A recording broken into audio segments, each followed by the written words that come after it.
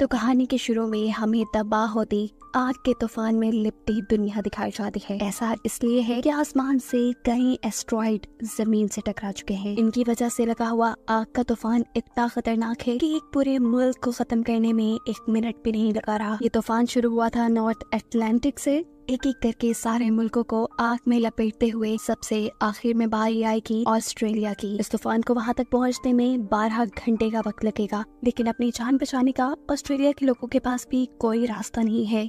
ज्यादा से ज्यादा ये लोग सिर्फ अपनी आखिरी ख्वाहिशात पूरी कर सकते हैं इस टाइम में।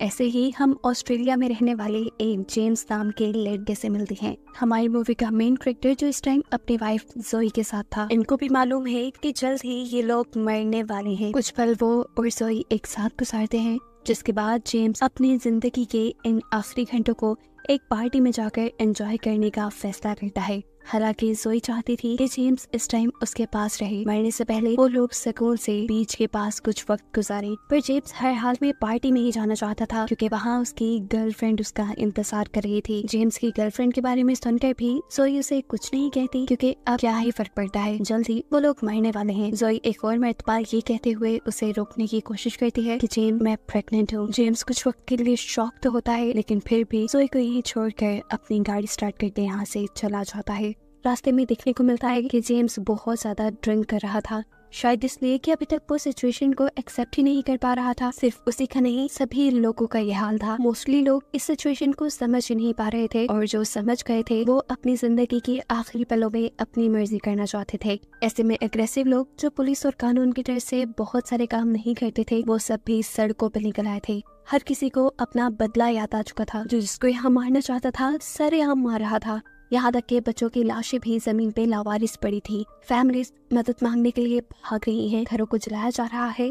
लोग अपने बच्चों को मारकर खुद सुसाइड करने पे मजबूर हैं, क्योंकि जिंदगी के 12 घंटे अफरा तफरी में गुजारना उनके ऊपर मुश्किल हो चुके हैं। वो मरने से पहले कोई और मुसीबत नहीं देखना चाहते। ये सब देखते देखते जेम्स अपनी गाड़ी चलाता रहता है, लेकिन थोड़ा ही आगे जाने पे उसे रास्ता कार्ड के जरिए बंद मिलता है। इससे पहले कि वो कोई दूसरा रास्ता चुनता, एक आदमी उसकी कार में बैठ के उसकी गर्दन के ऊपर चाकू रख देता है। जेम्स उसे कहता है, अगर तुम्हें एक कार चाहिए तो बेशक ले लो, लेकिन मुझे छोड़ दो। लेकिन ये आदमी कहता है, तुम कार चलाते रहो। वो पागल आदमी सामने एक आदमी का पीछा कर रहा था। उस आदमी के दिखते ही यह आदमी कार से उतरकर उस आदमी को बेदर्दी से चाकू से मार डालता है। न जाने उसने इस आदमी से क्या बदला लेना था। जेम्स जानता था कि अब उसके बाद वो पागल आदमी जेम्स को भी मार देगा। अपनी जान बचाने के लिए वो अपनी कार छोड़कर यहाँ से भाग जाता है। वो आदमी भी पागलों की तरह उसका पीछा कर रहा था, लेकिन जेम्स भागते हुए एक कार के नीचे छुपकर अपनी जान बचाता है। जिस कार के नीचे छुपा था वो इसके जरिए भाग भी सकता था, पर उसकी बदकिस्मती कि ये कार लॉक थी। एकदम से उसने देखा कि उसके सामने एक वैन आकर रुकी है, जिसके अंदर से 2 आदमी एक बच्ची को निकालते हैं। जरूर वो उसे किडनैप करके लाए थे और जबरदस्ती उसे घर के अंदर लेकर जा रहे थे, उसे अब्यूज करने के लिए। बच्ची जोर जोर से चिल्ला रही थी। जेम्स को इस बच्ची से कोई लेना देना नहीं था। वो तो सामने वालों की वैन लेकर यहाँ से भागना चाहता था, लेकिन बच्चे की रोती चिल्लाती आवाजें उसे आगे बढ़ने ही नहीं देती। अब वो इन्हीं की वैन में से हथौड़ा उठाता है और घर के अंदर चला जाता है। पहले आदमी को वो इस हथौड़े से मार चुका था, लेकिन दूसरे आदमी को मारना आसान नहीं था। इस बॉडी बिल्डर इंसान ने तो उल्टा जेम्स को ही अपने नीचे दबा लिया था। इससे पहले कि वो जेम्स का एक लकड़ी के जरिए दम घोटते हुए उसे मार देता, जेम्स अपनी अकल का इस्तेमाल करते हुए न सिर्फ अपने आप को छुड़वाता है, बल्कि अपने हाथ में पकड़ी हुई हैमर से उस आदमी के भी सर पे वार करते हुए उस बच्चे को बचाकर यहाँ से निकल जाता है। इस बच्चे का नाम था रोज। वो रोज से कहता है, जल्दी वैन में बैठो, हमें यहाँ से भागना होगा, ये जगह सेफ नहीं। लेकिन ये बच्ची इस वैन में बैठने से डर रही थी। उसे अब जेम्स पे भी एतबार नहीं था। तब जेम्स उसे समझाता है कि अगर ज्यादा देर यहाँ रुके तो फिर मैं तुम्हारी कोई गारंटी नहीं ले सकता। ये सुनकर बच्ची वैन में बैठ जाती है और ये दोनों यहाँ से निकल जाते हैं। रोज बताती है कि वो और उसके डैड अपनी आंट के घर जा रहे थे, जहाँ उनकी पूरी फैमिली एक साथ इकट्ठी होने वाली थी। इन लोगों ने वादा किया था कि ये लोग अपने आखिरी लम्हे एक साथ गुजारेंगे, लेकिन रास्ते में ही उसके डैड की गाड़ी का फ्यूल खत्म हो गया। उसके डैड जब फ्यूल लेने गए तो इन बुरे लोगों ने उसे किडनैप कर लिया। रोज जेम्स से कहती है, प्लीज आप मुझे मेरी आंट के घर ले जाएं। मेरे डैड ने मुझे कहा था कि अगर हम एक दूसरे से बिछड़ भी गए तो तुम वहाँ आ जाना, हम अपने आखिरी लम्हे एक साथ गुजारना चाहते हैं। जेम्स इस बच्ची की मदद तो करना चाहता था लेकिन कर नहीं सकता था क्योंकि इसकी आर्ट का घर शहर के दूसरे कोने में था। लेकिन जहाँ जेम्स को अपने लिए जाना था, जिस पार्टी में जाना था, वो शहर के दूसरे हिस्से में था। इससे भी बड़ी बात कि कार में इतना फ्यूल भी नहीं था कि वो पहले इस बच्चे को हिफाजत से उसके आंट के घर पहुंचा देता और खुद पार्टी में चला जाता। इसे कोई दरमियान का रास्ता निकालना था, इसीलिए वो रोज से पूछता है तुम्हारे डैड की गाड़ी कहाँ खराब हुई थी। उसे उम्मीद थी कि जरूर वहाँ उसे इस बच्चे के डैड मिल जाएंगे, जिसके हवाले वो इस बच्ची को करके खुद पार्टी में चला जाएगा। लेकिन उसकी बदकिस्मती के हाने पे भी उसे रोज के डैड नहीं मिले। जेम्स बुरी तरह गुस्से में झंझला जाता है और इस बच्चे से कहता है देखो लड़की, मैं तुम्हें अपने साथ नहीं ले जा सकता, लेकिन हाँ मेरे पास एक रास्ता है। यहीं करीब मेरी बहन रहती है, उनकी 3 बेटियां भी हैं, तुम वहाँ सेफ रहोगी और तुम्हारा वहाँ दिल पे लग जाएगा।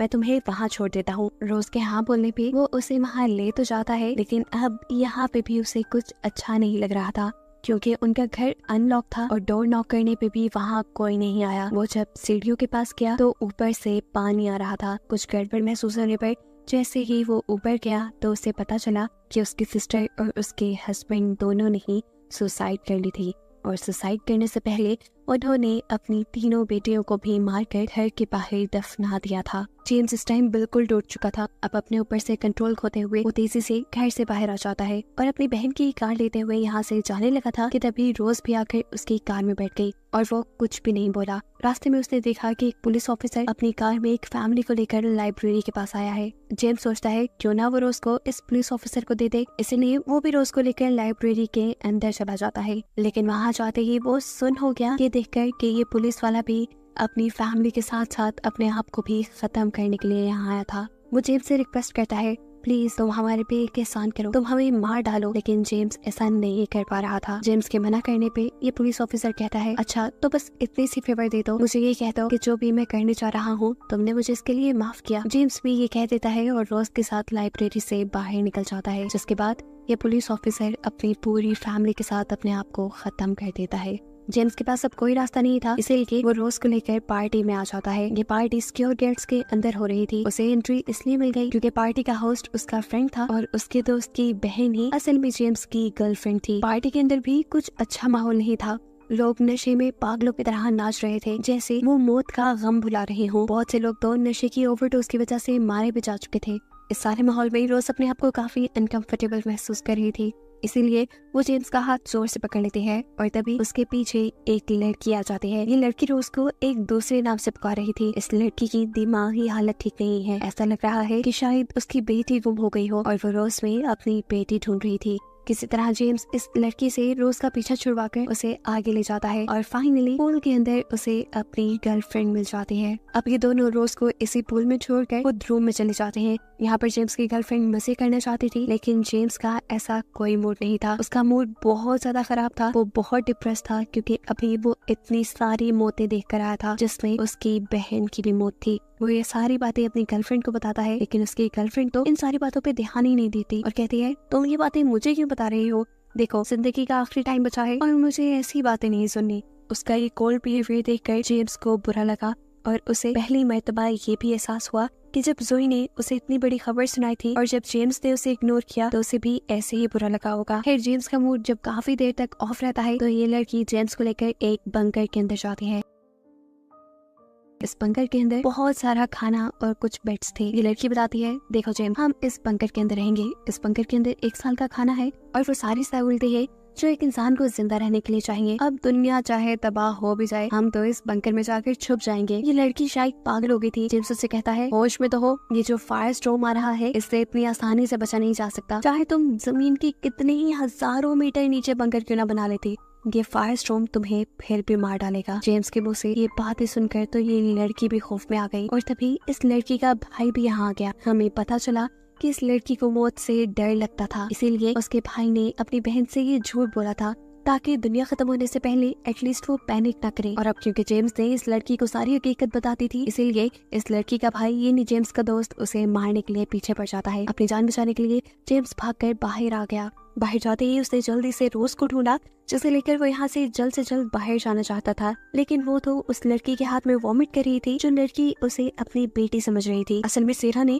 उसे ड्रग्स देती थी, जिसकी वजह से ही रोज का ये हाल हो गया था। जेम्स यहाँ इस लड़की सारा को बहुत ज्यादा डांटता है और रोज को पकड़कर भागने लग जाता है कि लड़की रोज को लेने के लिए उसके पीछे पड़ जाती है। और अब उसके सामने आ जाता है उसका दोस्त। बेचारा जेम्स फंस चुका था, निकलने का कोई रास्ता भी नहीं था। जेम्स के दोस्त के हाथ में गन थी, जिससे वो एक ही मिनट में जेम्स को मार डालता। पर जेम्स के दोस्त के हाथ से गन जेम्स की गर्लफ्रेंड ले लेती है, जिसके बाद उसने गन जेम्स की तरफ तान दी। ट्रिगर पे हाथ रख के उसने ट्रिगर दबाया और गोली चल भी गई। लेकिन किस्मत से ये जेम्स को लगी ही नहीं, क्योंकि उसने ये गोली जेम्स को मारी ही नहीं थी। उसने गोली मारी थी पीछे खड़ी हुई सैरा को, जो रोज को यहाँ रोकना चाहती थी। अभी लड़की जेम्स से कहती है, जाओ तुम आजाद हो, क्योंकि अब उसने भी कहीं ना कहीं अपनी मौत को एक्सेप्ट कर लिया था। बिना वक्त जाया किए जेम्स रोज को लेकर बाहर आ जाता है।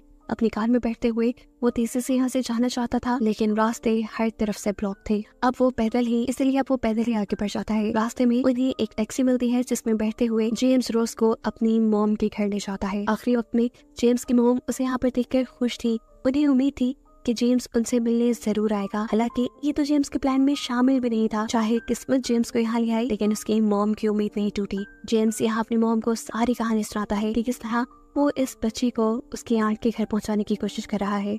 उसकी मॉम कहती है, अगर तुम जिंदगी के आखिरी टाइम में इस लड़की के लिए काम कर रहे हो तो बहुत अच्छा कर रहे हो, गॉड तुम्हें इसका रिवॉर्ड जरूर देंगे। यहाँ पर उसकी मॉम उससे उसकी बहन के बारे में भी पूछती है, जिस पर जेम्स उनसे झूठ कह देता है कि नहीं, मैं उनसे मिला ही नहीं। वो नहीं चाहता था कि उसकी मॉम को आखिरी टाइम में कोई बहुत बड़ा सपना मिले। अपनी मॉम को मिलने के बाद वो रोज को छोड़ने के लिए उसकी आंट के घर निकल जाता है और वहाँ पहुँचने पे इन्हें कोई नजर नहीं आता। करीब जंगल में जेम्स बहुत सारे लोगों की लाशें देखता है और उन्हीं लाशों में से एक रोज के डैड की भी थी। ये देखकर वो टूट गया। उसके अंदर हिम्मत नहीं थी ये खबर रोज को देने की। उसने रोज को बता दिया कि तुम्हारे डैड के साथ सभी लोग मर गए हैं। ये खबर सुनकर जैसे रोज भी पागल हो जाती है। उसे जेम्स की बातों पे यकीन नहीं था।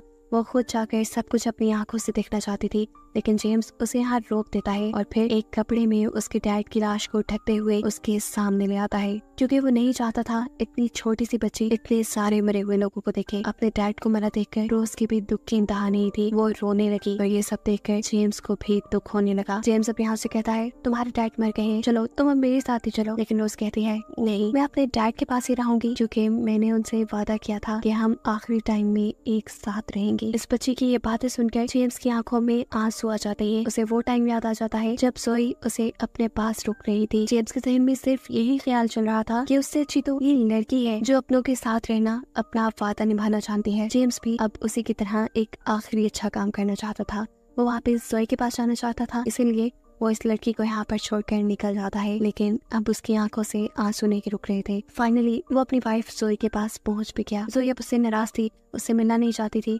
लेकिन यहाँ जेम्स उसे किसी तरह मना लेता है। जोई समुद्र के किनारे पे खड़ी थी। ये दोनों एक दूसरे को हक करते हैं और अचानक उनकी तरफ अंगारे पड़ने लगे। दूर से तेज रोशनी आती दिखाई दी और मालूम हुआ कि वो आग का तूफान अब इनकी तरफ भी आ चुका है, जो अगले ही सेकंड इन्हें अपनी लपेट में ले चुका था। ये दोनों मर गए और इन्हीं को दिखाते हुए ये कहानी यहाँ खत्म हो गई।